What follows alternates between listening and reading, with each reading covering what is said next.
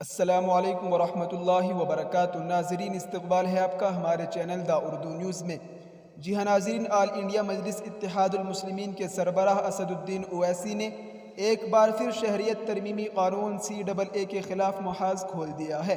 اویسی نے 5 اپریل 2024 بروز جمعہ کو کہا کہ جب میں نے پارلیمنٹ میں CAA بل کو پھاڑ دیا تو میں نے کہا تھا کہ CAA کو NPR اور NRC کے ساتھ جوڑ کر دیکھا جانا چاہیے۔ یہ میں شروع سے کہہ رہا تھا، یہ لوگ جھوٹ بول رہے تھے۔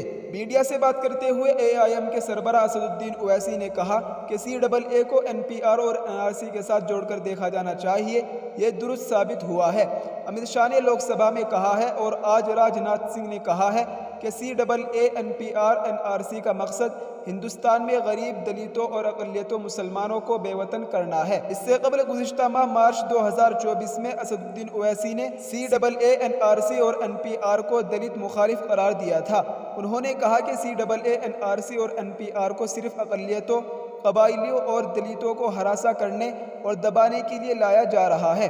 اویسی نے تب کہا تھا کہ نیشنل پاپولیشن رجسٹر اور NRC کو CAA کی روشنی میں دیکھا جانا چاہیے۔ انہوں نے بھارتیہ جنتا پارٹی اور وزیر اعظم نریندر مودی کو نشانہ بناتے ہوئے کہا تھا کہ قوانین اپنے ہی ملک میں اقلیتوں، دلتوں اور قبائلیوں کو ہراساں کرنے کے مقصد سے لائے گئے ہیں۔ جی ہاں ناظرین، اصل میں CAA کیا ہے اور اس کی مخالفت کیوں کی جا رہی ہے، آئیے سمجھتے ہیں۔